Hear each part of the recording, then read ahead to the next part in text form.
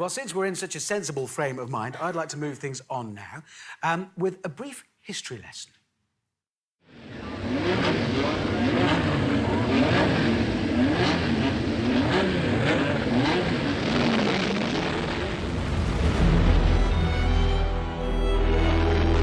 On April the 7th, 1968, a racing driver was killed in a Formula 2 race in Hockenheim, Germany.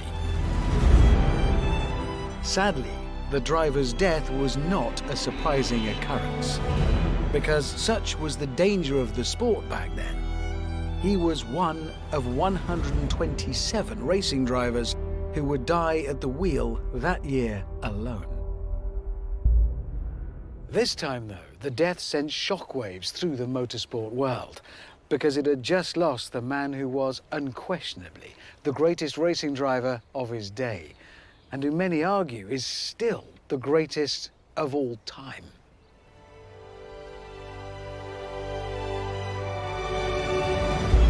Jim Clarke has died in an accident during a Formula 2 race in West Germany. It was a terrible shock to everybody. It really knocked us all back. If there was anybody who was not going to have a fatal accident, it was Jim Clarke, because he drove in such a way that he just didn't do the mistakes that other drivers did. In California, a radio station broadcaster announcing the news of Clarke's death asked his listeners to turn on their headlights as a mark of respect. And the freeways lit up. Such a huge global fuss would not have sat easily with Clarke, because this shy, modest man, the son of a Scottish sheep farmer, was never one to trumpet his own skills. I started as an amateur with no idea or no intention of becoming world champion, but I was curious to find out what it was like to drive a car fast, to drive on a certain circuit, to drive a certain type of car. Having cut his teeth in sports car racing in the late 50s, Clarke's speed and talent was spotted by Lotus boss Colin Chapman, who signed him for his Formula 1 team in 1960. Clarke soon set the motorsport world alight, especially in this car. The Lotus 25, in which, in 1963, he won his first F1 World Championship. Oh my God! I am sitting where Jim Clarke sat! Oh, this is electrifying! These were not powerful cars! They only made 210 brake horsepower for 1.5 litres, but they were still good for 180 miles an hour.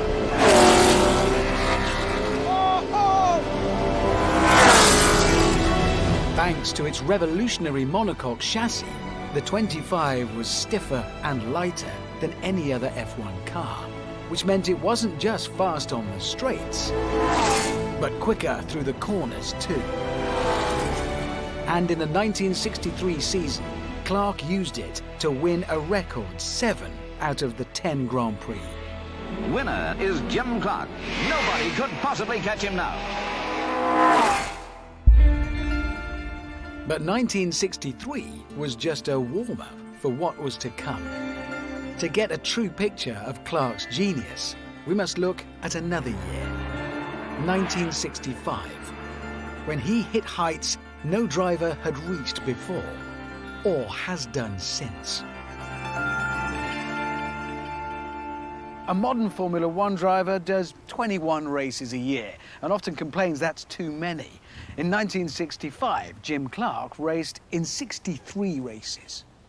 Some of these cars look similar, but they are all completely different. In a car like this, he'd do Formula 1 Championship. He raced in the British Formula 2 Championship and the French Formula 2 Championship in this car. He raced in the Tasman Series, a sort of Australian Grand Prix for Down Under, in this car. And then there's this Lotus Cortina, in which he decided to race in touring cars. And then if all that wasn't enough, he decided to go for the Indy 500. First up was the Tasman Series in Australasia. Out of the 15 races, Clarke won 11 and took the crown. Then it was back to Europe for the British and French Formula 2 championships, both of which he won. Jim Clarke led from the start. Winner is Jim Clarke. And in between the F2 races, he was jumping into his Lotus Cortina and racking up touring car victories. And on top of all that, there was America. The Indianapolis 500 has been called the greatest spectacle in racing. America's most prestigious race would be a tough challenge. Oval racing at higher average speeds than he was used to against seasoned Indy veterans. For the Indy 500, Clarke raced a specially developed Lotus producing just shy of 500 horsepower. However, although he already had a Formula One world title to his name, the Scotsman's CV cut no ice with the sniffy Indy officials, who made the upstart from across the pond take a rookie driving test before he could compete. Come Indy weekend, the upstart from across the pond qualified on the front row. And then, in the race itself, Clarke, up against America's finest oval racers, won by just over 2 minutes.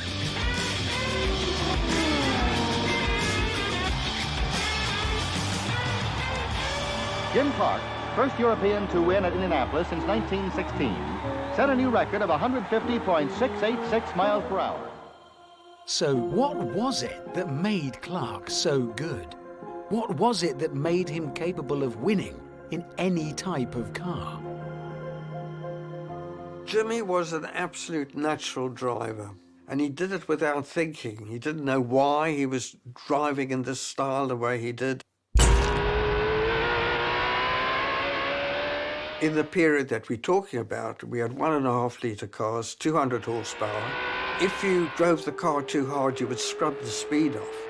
And if you lose a bit of speed, it's very difficult to actually make it up again. And that's what Jimmy had the knack of, keeping the momentum of the car going. I don't think that any of the modern drivers could have driven the car anywhere near as quickly as Jimmy did, because he was just so precise. Besides a supernatural ability to coax speed out of the car, Clarke also possessed another vital skill. A lot of very good racing drivers died in Lotuses because the Lotus was a very fragile car. But Jim Clarke was so smooth that he never put too much stress on the areas of a car that would give up. In Barcelona in practice, he came in after 10 laps and we were doing 10. He said, "There's something on the left rear. Something, I can feel something on the left rear. It's not right." We looked over, we checked everything. Everything felt good. We said, "No, there's something wrong." So that night, I took the left rear suspension to pieces, and lo and behold, one of the wheel bearings has just started to wear. I don't know how anybody could ever feel that, but he did. After the race, when you stripped his car down, and you stripped his co-driver's car down, you could always tell which parts came off Jimmy's car and which parts came off the other driver's car, because the parts of Jimmy's car were more or less pristine. But don't think for a minute that Clarke was one of those drivers that could only win in a perfect car. One year at Spa, for example, he was leading the race when his gearbox started to let go. Did he give up? Nope. Instead, he drove the rest of the race, and we're talking 160 miles an hour in the wet, with one hand on the steering wheel and the other holding the gear lever in place.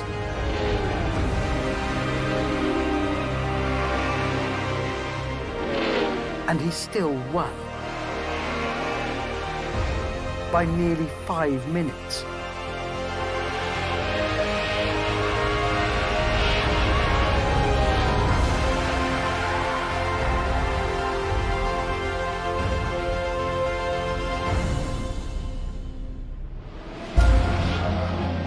As the 1965 season rolled on, Clarke, having won both Formula 2 championships, the Tasman Series, and the Indy 500, now faced one remaining challenge. The biggest challenge, the Formula 1 world title. For the F1 races, Clarke would be driving a modified version of the Lotus 25, the car that had taken him to the World Championship 2 years earlier. But as amazing as the 25 was, there was no getting around the fact that by 1965, it was a 3-year-old design, and the updated version only had minor changes. So how would Jim cope? At the season's opening race in South Africa, up against such legends as Jack Brabham, Graham Hill, and reigning world champion John Surtees, Clarke won by half a minute, and did so while suffering from a slipped disc. Next up was Spa, and then the French Grand Prix, both of which he also won. His Lotus may be a car with an old engine, but as far as the opposition are concerned, it is just outdistancing all of them. Behind the wheel, Clarke was becoming untouchable. Jimmy would go out at the beginning of the practice session and do a very, very quick lap. And come back, sit on the wall. You know, there's no point in wearing the car out. And then wait and see what everybody else has done and then go out and blitz them. If he wasn't on pole position, there was a problem with the car. Next up was Silverstone. And here it looked like business as usual, with Clarke leading the pack. However, in the closing stages, his engine was starting to lose oil pressure and was in danger of detonating under cornering G-forces. While Clarke is driving with no oil pressure on his gauge, Hill, storming up behind, breaks the lap record in his efforts to pass. So instead of driving the car through the corner, he just switched it off, coasted through the corner. When he was through the corner, switched it back on again, did the rest of the lap, and he won the race. Eventually, the F1 circus arrived at the Nürburgring, a circuit where Clarke had never won. For the Flying Scot, tense moments before the start. Victory in the German Grand Prix, and he'd be world champion.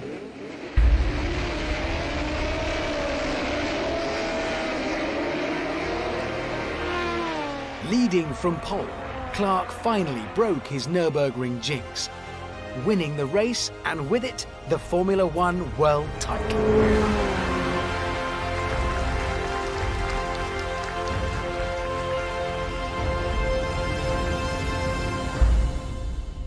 So let's just sum up Clarke's season of 1965. Of the 63 races he contested, he won a staggering 31 of them and was on the podium a further 8 times. He was now seen as the greatest racing driver of all time, in demand the world over. Yet this shy Scotsman chose to mark the year's achievements with a modest celebration at his hometown back in Scotland.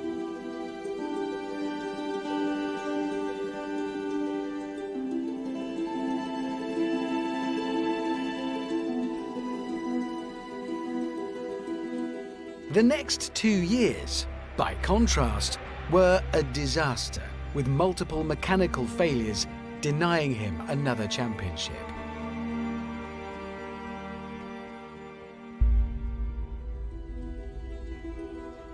However, in 1968, driving the Lotus 49, another game-changer from Colin Chapman, Clarke took the first win of the year in South Africa.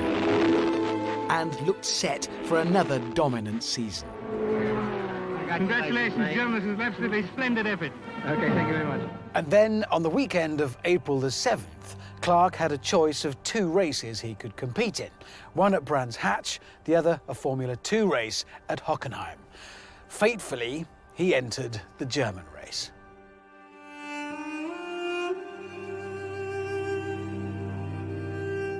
April the 7th is a bad day for me. He wasn't happy. It was freezing cold and damp, misty. We could not get any heat into the tyres. Couldn't get any temperature in them, no matter what we did. Jimmy said to me, "Father, I do not expect anything from me today. Just keep me informed with the pit board, where I am, how many laps to go."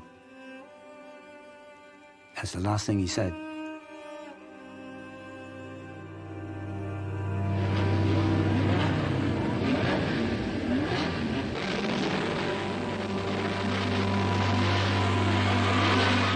On lap 5, Clarke's car suddenly speared off the track at 170 miles an hour.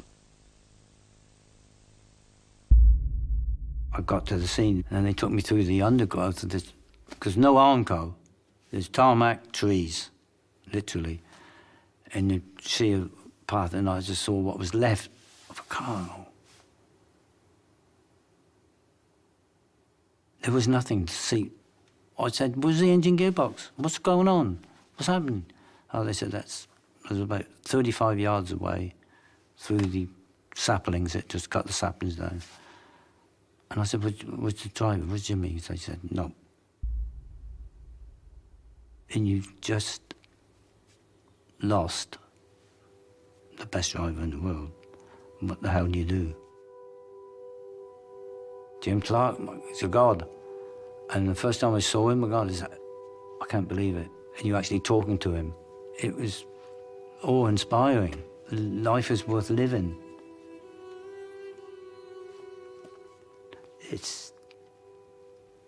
For me, it's tearful. I'm sorry.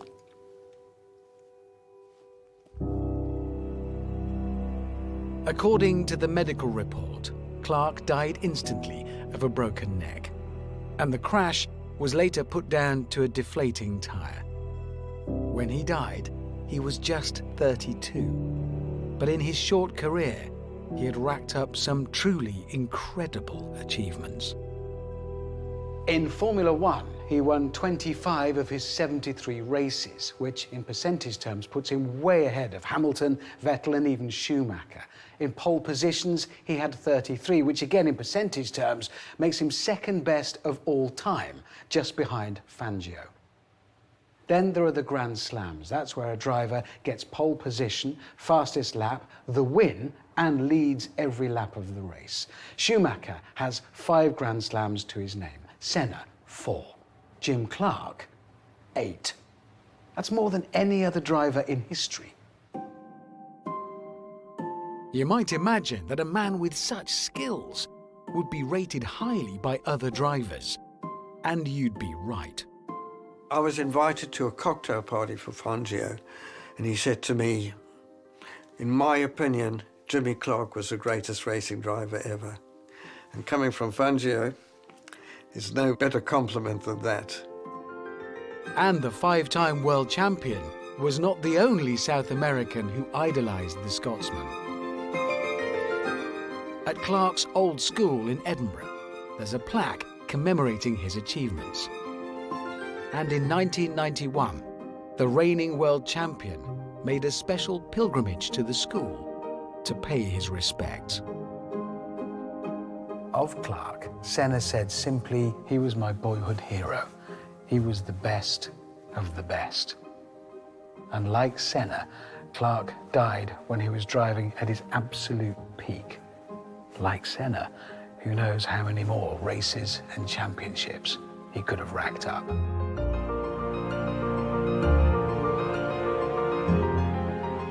He was a benchmark.